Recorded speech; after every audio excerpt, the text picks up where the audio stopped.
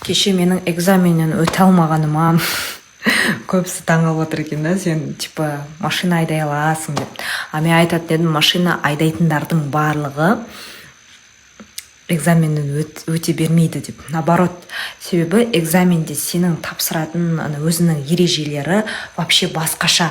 Ал өмірде сен жүргізген кезде ол вообще басқаша да. Мысалы, экзаменде светофордың алдында ұзақ уақыт тұруға болмайды.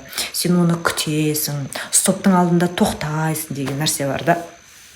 Мысалы, шын өмірде сен светофор жанғанға дейін ол жерде штраф салады деп күтіп тұрмайсың ғой, светофорға бара бересің да.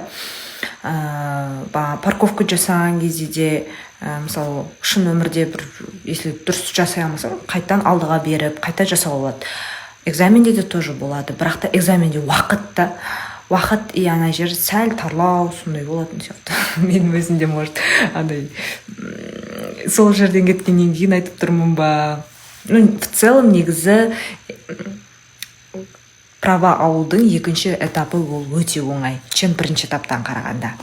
Но енді сол кешегі айтқанымдай, қай автоционға барып тапсырасыз, сол автоционға барып практически задание өтіңіз, вождение өтіңіз, сол кезде сізде права болады дейтін едім.